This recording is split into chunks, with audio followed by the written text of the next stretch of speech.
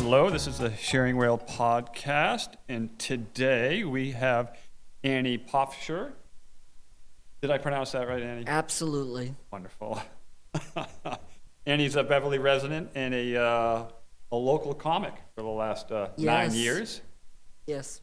and you perform at off Cabot Yes. on Wallace Street. Yes. 9 Wallace. 9 Wallace, and that is a once a month. Yes, for it's you? actually an open mic, and it's a lot of fun. And sometimes we have full house crowds. Come on down. The last Thursday of every month. Okay. Doors open at 7. Okay. Show starts at 8. All right. So typically, how many people sign up to do? A lot. Maybe they cap it at 30. Oh, really? Yes. Wow. And we get 4 minutes. Okay, so each. they keep it going. Yes. Yeah. And there's an MC that kind of moves things along. Yes, his name is Troy Burdett, Okay. and he's a wonderful comic and wonderful host. So, does Troy do like a little quick intro for each person if he's familiar with you? Yes. Okay. He nicknamed me the Pride of Beverly. Pride of Beverly. There's a stage name for you. Okay. I'll take it. So, how would you describe your comedy style? Very honest. Uh-huh. I've always been funny, even when I was a child. I always tried to make people laugh, even when I didn't know I was trying to make people laugh. A lot of it now is my style is as an older woman. I say things that I'm thinking or where I've been, and it takes people by surprise. Yeah. I'm not copying anybody, but it's somewhat what Betty White did Okay. later in her career. Yeah. She would talk about having, wild boyfriends, or it just made people laugh Yeah. because she was older. Yeah. Yeah. And a lot of my comedy can be like that, but it's also about things I experience, such as doctor's visits, hearing something maybe I wish I wasn't hearing. Yeah. And just things that happen in day-to-day life. Sure. So it's like, so you you're observing things, and you might see something like, oh, I might be able to do that on stage, or that might be a good bit. Yes. So you've made the decision to use that. What's the next step for you? Where do you go? I write it down. Some people probably like notebooks. I love using the notes in my cell phone. Okay. I write it all down in my cell phone. If I don't write it down, Gone. it's forgotten, yes. And What a feeling. I put all the jokes together. Mm-hmm. Sometimes the bit starts writing itself.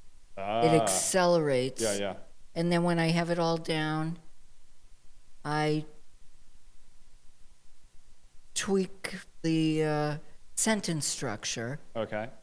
because when you're up on stage, jokes go boom, boom, boom. Sure.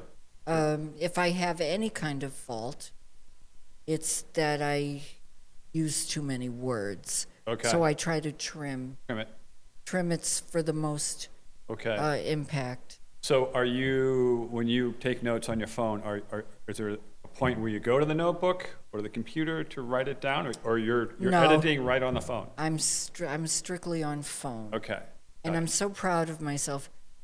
the first time I did comedy was in Baltimore. I took my phone up on stage and Okay. put it on the stool Yeah. in case I forgot Nice. some of the jokes. Sure. Like a I- miniature teleprompter. Yes. Yeah. So I just leave my phone on the table. Okay. Just as a, yeah. Well- it's there just in case. Yeah, Yeah. I check my lines Okay. before I go up. Yeah. and Yeah. All right. Now, will you practice in front of the mirror, or will you go? You have other local comics go, hey, will you? I got this joke bit. You want to hear it? Give me some feedback. I do have a friend who did a successful stint as a comedian in the area, and I run it by her. Mm-hmm. And sometimes people I don't know real well, but who are excited that I do stand-up comedy. So Right. I ask them, can I run these jokes by you? Do you think they're funny? Right. Right. And it creates a nice, the word I'm looking for is not intimacy, but it creates a nice rapport Sure. between us because I just made somebody laugh. Right. Yeah. And so you've been doing this, you said 9 years. And so what was it like to be on stage for the first time? Well, it was amazing because, first of all, I got to stand in front of a brick wall. Which is like the classic comic. Yeah. And when I walked in, I had only done comedy once before. At the age of 34, it was a big success, but I did not know how to write sets. It was the set that I did was written for a specific kind of audience. I didn't know how to do comedy for write, continuous sets. So I didn't do it again until I was 56. It was in Baltimore. I walked in. The host had me write my name down, but he tried to dissuade me. He said, you've never really done it before. I think it will be too hard for you. But when a talent is inside of you that really wants to come out, Sure. you can do it. Yeah. So they put me on first. I did have the phone on the stool. I think I might have had to look at it once, Yeah. but I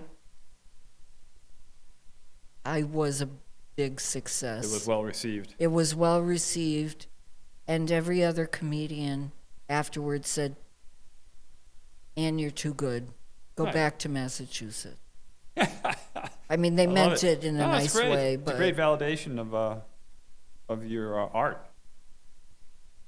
and my friend who was there said, make sure you do this at least once a month. Okay. Yeah. And so you're back in Beverly, and Off Cabot starts up, and is that when you come back on the scene, or? I mostly do comedy there. Yeah. It's a beautiful club Yeah. with a wonderful stage, a wonderful Okay. Yeah. lighting. And I do the open mics, and I love writing new material. It's a great place to try out your new material. I have done comedy at another open mic in Salisbury. I enjoyed that very much. Yeah. And I've done it at a brewery in Beverly. So Nice. No, I think you mentioned maybe once at Delphine's, and yes, Yeah, they yeah. had me. They used to have entertainment at Yeah. night, and and I did it. I had a set that I had written about a trip I took to Paris, Uh-huh. and how I looked too much like a French woman. And it was embarrassing because French people kept asking me for directions. And also, I was given a gift by a stranger of a cheese wheel. Really? And, Wow. and I suddenly had to walk around on a hot day Yeah. with a cheese wheel and nobody to eat it with. So I did a routine. Nice. So it was a routine about food. Yeah. Food in France. What's Yeah. better than that at Delphi? Yeah, sure. Yeah, that's right. True, right? They have the French influence there for sure. Great. And then, are there any local comics that you admire that have gone national? Like, you were ever a fan of like Jay Leno or Dennis Leary, or is it Stephen Wright? Or Well, I think out of all of them, I'm just going to say that Stephen Wright always thrilled me, and his jokes are very quotable. Yeah, yeah. His story is remarkable, right? Yes. Someone was from Johnny Carson's team was dropping his daughter off at college, went and saw him on a lark, and it was like maybe one of his times. He had just started. Oh, yeah. Pretty much, and he's on Carson like a month. Yeah, and Carson loved him. I do have to tell you, though, I don't know as much about national comics as I should. Well, yeah, but I think what's fun to know is like a lot of your national comics are from the Massachusetts area. Yes. A lot of SNL cast members from the region, which is there's something about Massachusetts. Yes. And Beverly having its own comedy club. Yes, we're known Yeah. for our beans and for our cod, but we should be known True. for our surprising humor Yeah, and absolutely. wit. Yeah, and Beverly has a vaudeville history, and in a sense, you're kind of keeping that alive, right? I didn't know that. Yeah. So all I these was theaters just- are all, yeah. I was just doing it Yeah. because it felt natural. Sure. Now sure. I know why. Yeah. Right. Well, fantastic. And then your next gig will be off Cabot at the Well, there is an open mic on the 30th. 30th of January. this Yes. January. Okay. But actually, my next show at Off Cabot is an improv show on January 23rd. Oh, okay. And I can't remember what time it starts. It might be 7. Okay. It probably is at 7. But we had auditions Thursday, Wednesday night. I'm in. Nice. Congratulations. And we have a couple rehearsals coming up. Nice. And then the show is on the 23rd. Wonderful. And if you love improv, I think it will be fun. Sure. Yeah, it's good to laugh, right? Yeah, tickets are Right? Jeez. $15. Nice. Nice. So And how many people got chosen to be in the improv? well, actually, they were very nice to us. They said anyone who signed up can be in the show. Nice. But Nice. I was told I did a good job. So Yeah. I love making up jokes on the spot. Yeah. So you will come up with something spontaneously on stage? Yes, we all will. Oh, nice. Nice. I Well, that's the I essence think of there improv, were I guess, yeah. 17 of us. I'm not sure Yeah. of the structure of the show, Oh, it's going but to play out. it will be a crowd pleaser. Yeah. It's not the first improv production they've done there. Okay. All right. Fun. I'll have to check it out. Great. Now, if someone wanted to get in touch with you, how would they do that? Maybe Facebook or Instagram. Okay. Well, I mean, uh,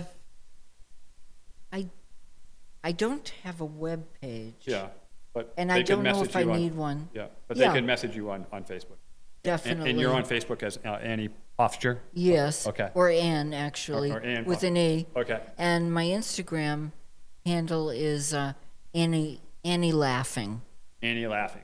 Yes. Okay. Great. Awesome. Well, thanks, Annie, for coming on. And anything else that you'd like to share while we wrap things up? I just want to say that one of the things I enjoy doing is when people come up to me and say they've always had a dream of doing stand-up as well. I would like to encourage you to either do it or talk to me, and I will encourage you. And I would like to inspire people. Nice. And the two things I like most in life is making people laugh and inspiring people. Beautiful. Well, Other than that, I love to eat good food. I like to walk to the beach sure. and have a good time. Yeah. Excellent.